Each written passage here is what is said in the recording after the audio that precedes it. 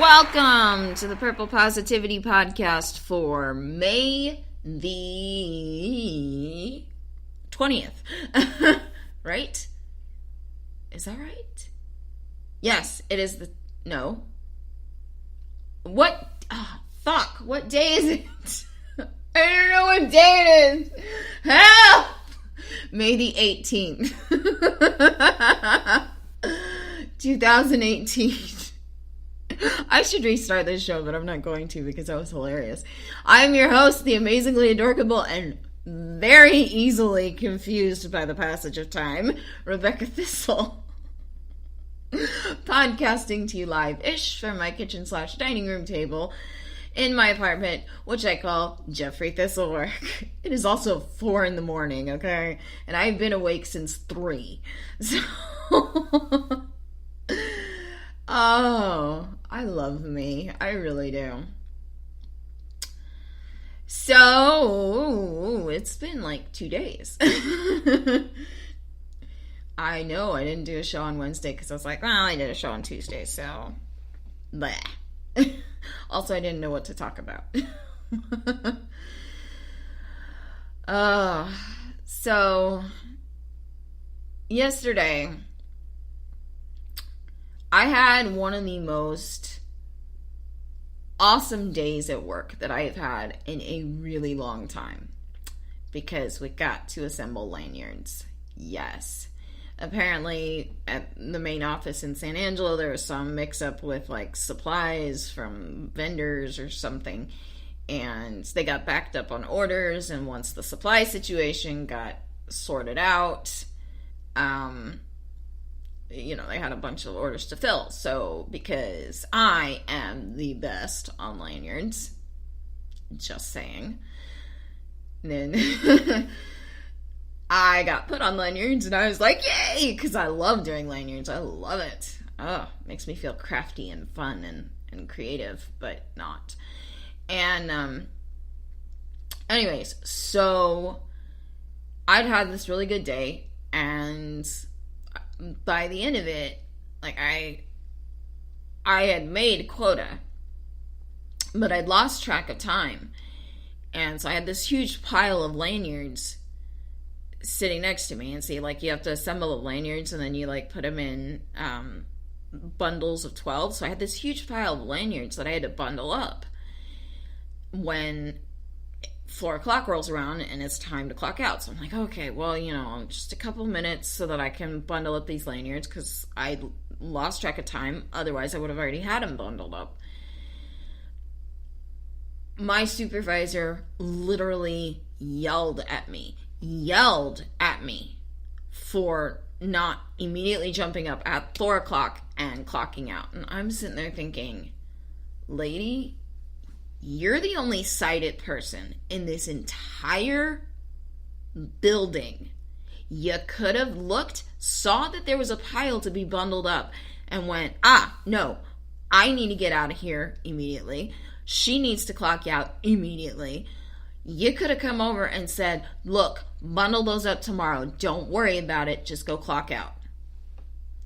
In a calm, if, you know, decisive and somewhat commanding tone, rather than yell at me. And see, I don't take well to people yelling at me, but especially not to females yelling at me, because my stepmother yelled at me a lot. I have a lot of, she inflicted a lot of trauma on me. And this all ties into what I'm about to talk about. Believe me, I'm going somewhere with this. So, females yelling at me is kind of the trigger for bringing back all these memories. Especially, like, when they're shorter than me. Because, I mean, my supervisor started yelling at me, and I'm about 2 or 3 inches taller than her. Maybe a little more. And suddenly, like, my shoulders hunched, and my head was down, and I got real quiet, and I mean, it took everything for me to not start crying right there. And my face just went completely impassive and stoic, because that's how I know how to deal with yelling women, is, just don't show any emotion. Don't show any emotion. Don't give them something to work with. And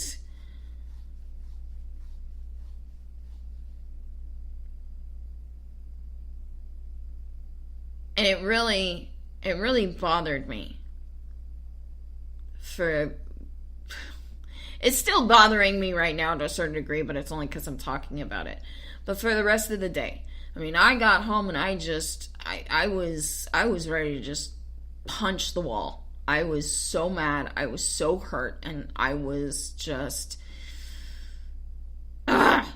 So, what do I do when I feel like that? I start watching Unbreakable Kimmy Schmidt. Because... Unbreakable! That show always puts me in a good mood. But, I restarted the show. Like, I finished off the last episode, or the newest, quote-unquote, last episode of season 3, I think like a couple of days ago.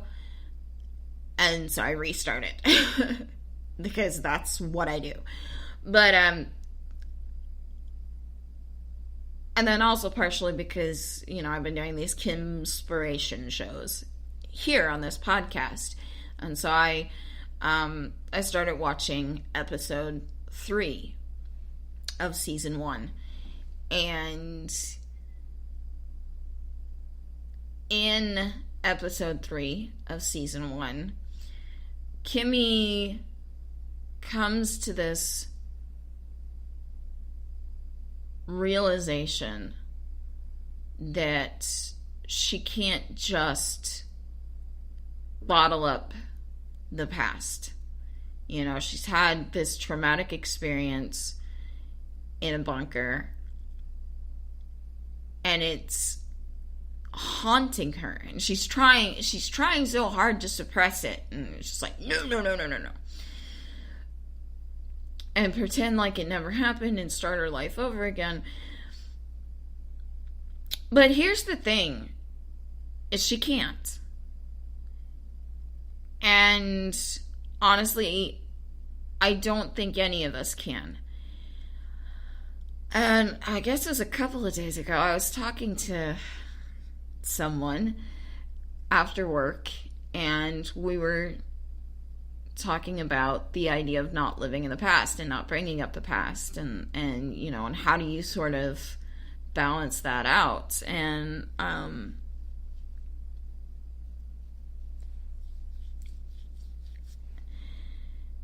I think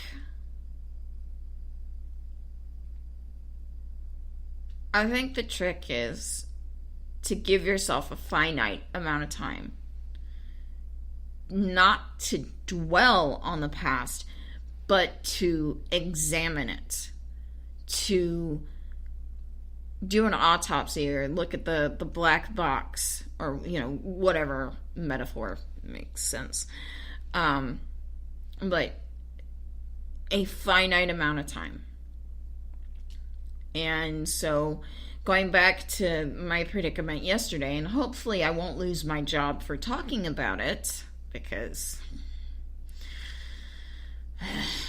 anyways,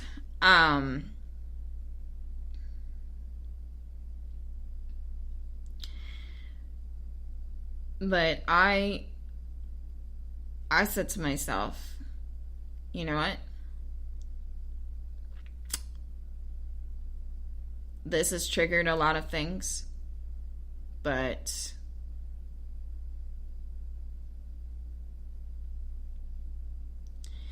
we're not going to dwell on this past talking about it on the Positivity Podcast.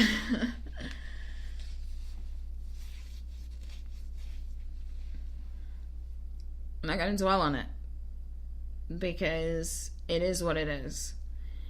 And I don't know how to deal with this situation, this occurrence. Part of me kind of wants to call up the operations guy and say, hey, look, this is what happened yesterday. That's not okay. I mean, I get where she was coming from, but she had other options of dealing with the situation other than yelling at me. There were other, more effective, more sensitive ways of dealing with that situation than yelling at me. But here's the thing about that is I don't think it's going to do any good. Because this is not the first time since this place opened that she's done something like this, or worse, actually. But anytime somebody complains, their response is, if you don't like it, you can leave. And knowing full well that in a small town like Abilene, employment for blind and visually impaired people is an uphill battle at best. I mean, I've been turned down for jobs stocking shelves because I didn't have enough work experience. Who needs work experience to stock fucking shelves? But, you know, life goes on.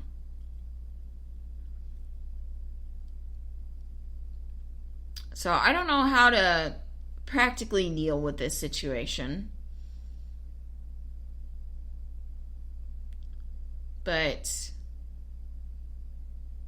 I'm not going to let her actions ruin my day, ruin my life. She may have triggered some really bad memories, and part of why I've been up since 3 is because nightmares. Thanks to that trigger. But I'm not gonna let that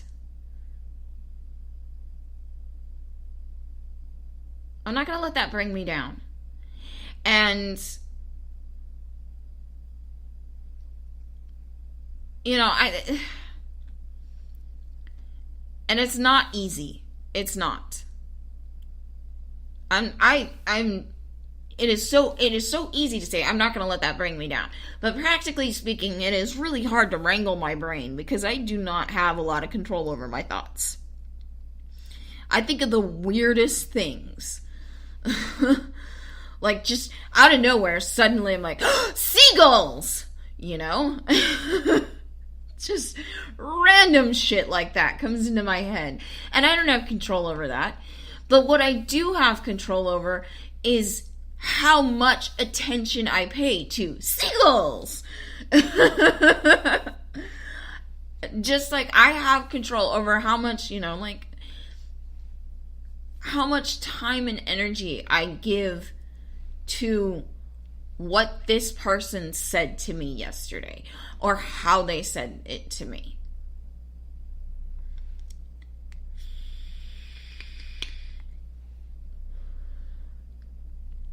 What I do have control over is whether or not I hold my head high today. Because actually,